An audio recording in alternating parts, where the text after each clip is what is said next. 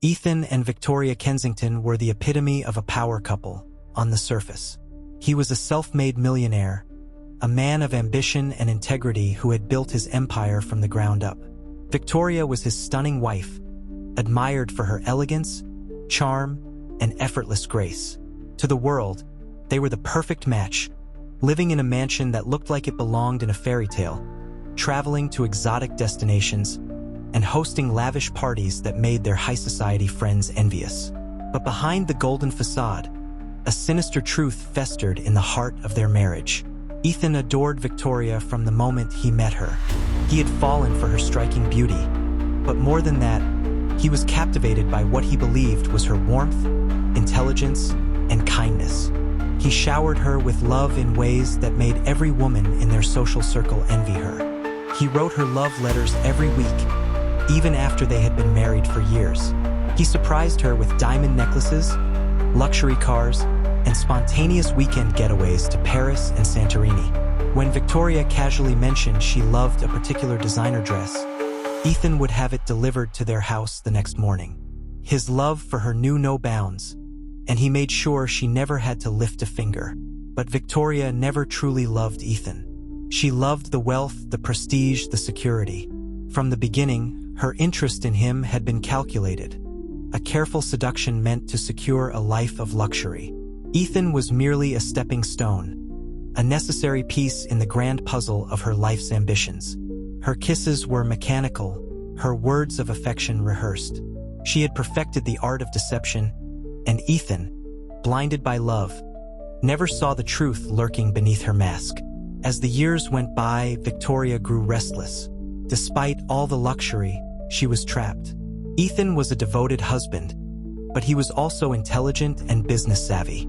His financial empire was tightly controlled, and Victoria realized that as long as he was alive, she would never have full access to his fortune. She wanted more, his money, his properties, his power, but she didn't want to wait. Divorce was out of the question. Ethan was too careful with his prenuptial agreements. The only solution was far more sinister: murder.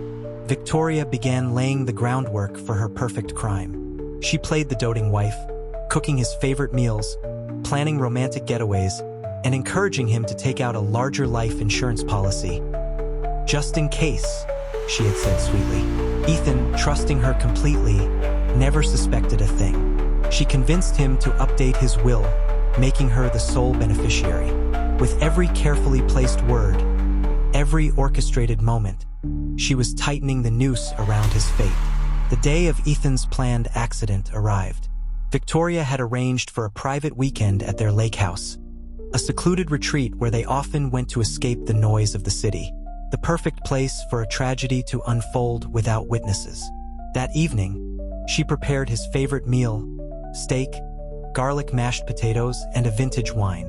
She poured the arsenic-laced drink with steady hands, watching as Ethan smiled at her, oblivious to the danger that lurked within his glass. He took a sip, then another. Within moments, he clutched his throat, his eyes widening in horror.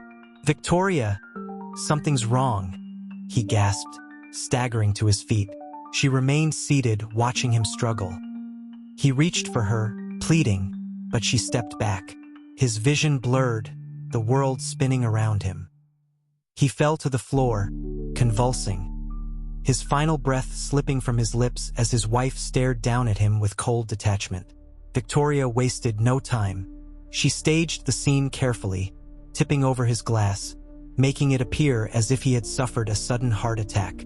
She called 911 with feigned hysteria, playing the role of the devastated widow to perfection.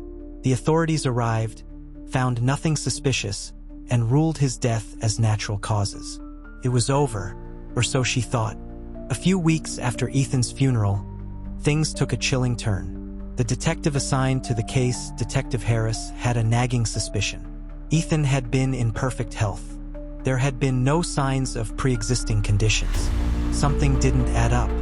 He ordered a toxicology report, which Victoria had assumed wouldn't be necessary. When the results came back, they revealed traces of poison. The investigation was reopened, and suddenly, Victoria found herself in the center of a storm she thought she had escaped.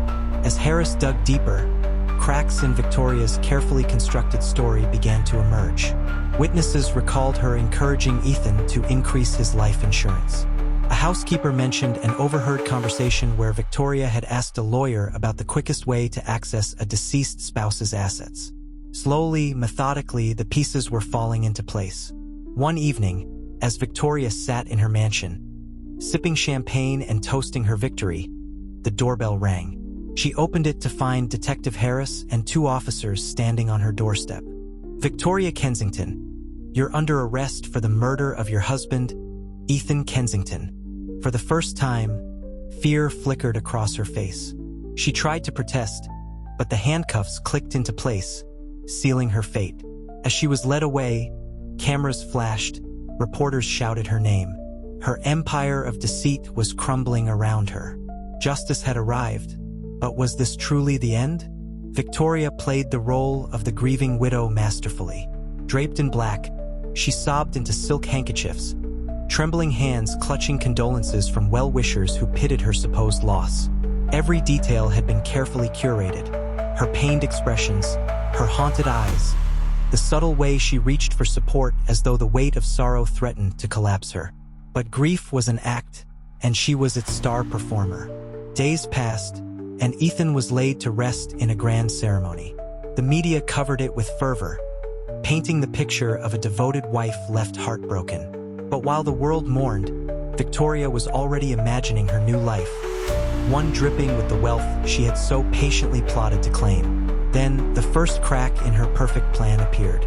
Detective Samuel Carter had seen his fair share of tragic accidents, but something about Ethan's death gnawed at him. Drowning in a private estate pool wasn't unheard of, but the circumstances seemed too convenient. The insurance company had flagged Ethan's case due to the unusually high payout and the policy adjustments made just weeks before his death. It wasn't an outright accusation, but it was enough to delay Victoria's claim. Victoria kept her composure when the investigators came knocking, offering them tea and poised answers. She recounted the events of the tragic night in a voice laced with sorrow. "I went to bed early. Ethan was having a drink by the pool. When I woke up, he was gone. I found him." She let her voice crack, hiding her dry eyes behind a trembling hand. Detective Carter watched her closely. Something felt off. Too rehearsed. Then came the discovery that sent shockwaves through the case. Buried in legal records was a name change. Victoria wasn't who she claimed to be. Years ago, she had been involved in a remarkably similar case. A wealthy older boyfriend had drowned in his bathtub under suspicious circumstances. But at the time, the death had been ruled an accident. There had been whispers, but nothing concrete. And conveniently, the case had been buried. The revelation sent a chill through the detective's spine. Could lightning really strike twice in the same way for the same woman? Victoria remained blissfully unaware of the storm brewing against her. She still relished the thought of her impending fortune, convincing herself that the delays in the payout were routine. But as the authorities began digging deeper, an unexpected witness emerged. One she had forgotten entirely. Ethan's estate had recently installed a new security system. Unbeknownst to Victoria, a small, hidden camera had been placed near the pool area just a few weeks before Ethan's death. The footage had gone unnoticed in the initial investigation, dismissed as unnecessary. But now, as suspicions mounted, the police revisited every piece of available evidence. The footage was damning. It captured Victoria standing by the poolside, her face cold and calculated as she watched Ethan struggle. The film had no audio, but the visual told the entire story. She did nothing. No panic, no attempt to save him. She stood there waiting, and when his struggles ceased, she simply turned and walked away. The evidence was irrefutable. Victoria was completely unaware that her perfect crime had been caught on tape. She still basked in her illusion of control, certain that she had played the game flawlessly. But then, betrayal came from the person she least expected. Someone very close to her, someone who knew more than they let on, had seen the footage before the detectives did. And this person had a choice to make. When Victoria least expected it, that choice would bring her world crashing down in the most humiliating way possible. And as the walls began to close in, she would finally realize that greed always comes with a price. Victoria sat in her lavish home, sipping from a crystal glass of red wine, the taste bitter against her tongue. The news had just broken. Detectives were officially reopening the case. The insurance payout remained frozen, her perfectly laid plans unraveling before her eyes. But she couldn't afford to panic. Not now. She had gotten away with so much already. She just needed to stay one step ahead. She told herself there was nothing to worry about. The security camera footage had been a minor oversight, a fluke. Couldn't possibly contain anything damning. Could it? Her confidence wavered, and for the first time in weeks, a flicker of doubt crept into her mind. A week later, Victoria was called to the police station under the guise of a routine follow-up. She arrived dressed in morning black, her makeup perfectly applied, her demeanor one of grief and resilience. But as soon as she stepped into the cold, fluorescent-lit interrogation room, she sensed something was different. Detective Holloway sat across from her, his fingers tapping rhythmically on the table. "Victoria, we've received some troubling evidence." She tilted her head, feigning confusion. "Evidence? I don't understand." Holloway slid a tablet across the table and pressed play. The grainy security footage flickered to life. It showed the night of Ethan's death, Victoria pacing in the hallway before she entered the bedroom. The audio was muted, but her lips moved, whispering something to someone off camera.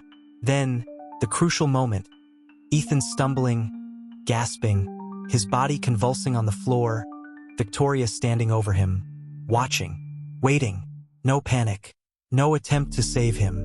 Victoria's breath caught in her throat. "You told us you called 911 the moment you found Ethan," Holloway said, his voice laced with steel. "But here you are watching him die." Victoria's mind raced. She needed an excuse, an explanation, something. But before she could speak, Holloway leaned forward. "That's not all," he continued. "We also received a statement from someone very close to you." Victoria's stomach lurched. "Who?" The door opened, and in walked the last person she ever expected, Sophia, Ethan's younger sister. "Hello, Victoria," Sophia said coldly. "I hope you enjoyed playing the grieving widow. It's over." It turned out, Sophia had never believed Victoria's act. She had sensed something was wrong from the beginning, but the final push came when the insurance company informed her of an anonymous tip. Someone had questioned Victoria's involvement in Ethan's death. That someone had been Sophia herself. With her suspicions confirmed, Sophia had worked with the police, providing them with crucial documents, emails, and financial records proving Victoria's schemes. How she manipulated Ethan into changing his will, how she increased his life insurance, how she had done the exact same thing to a previous husband years before. A case that had been buried due to lack of evidence until now. Victoria's mask cracked. You don't understand." Sophia cut her off. "No, Victoria, you don't understand. Justice is coming." Before Victoria could respond, Holloway stood up and nodded to the officers outside. The door swung open, and two uniformed officers stepped in. "Victoria Lancaster," Holloway said, "you are under arrest for the murder of Ethan Lancaster." The words hit her like a sledgehammer. She shook her head, backing away. "No, this is a mistake. You can't do this." But they could, and they did. The cold steel of the handcuffs snapped around her wrists. Her world, her wealth, her carefully constructed empire was crumbling. The trial was swift. The prosecution tore apart Victoria's carefully crafted facade, painting her as the ruthless, greedy woman she was. Witnesses testified, former friends, ex-employees, and financial advisors who had seen red flags but never dared to question her. The security footage, the inconsistencies in her alibi, the past suspicious case, all of it pointed to her guilt. Victoria sat in the courtroom, silent, as the final verdict was read. Guilty. A collective gasp rippled through the room. Sophia let out a breath she hadn't realized she'd been holding. Justice. Finally. As Victoria was led away, the weight of her actions settled upon her. She had killed for money, had betrayed the one man who had truly loved her. And now, She would spend the rest of her life behind bars, penniless, forgotten, despised. In the end, she had won nothing. The very thing she had killed for, wealth, power, freedom, had become her ultimate downfall. As the prison gates slammed shut behind Victoria, the finality of it all crushed her. There was no escape, no second chance. She had gambled with greed and lost everything. Justice had been served, and the world moved on, with her name becoming nothing more than a cautionary tale. A chilling reminder that greed always has a price, and in the end, it's never worth it.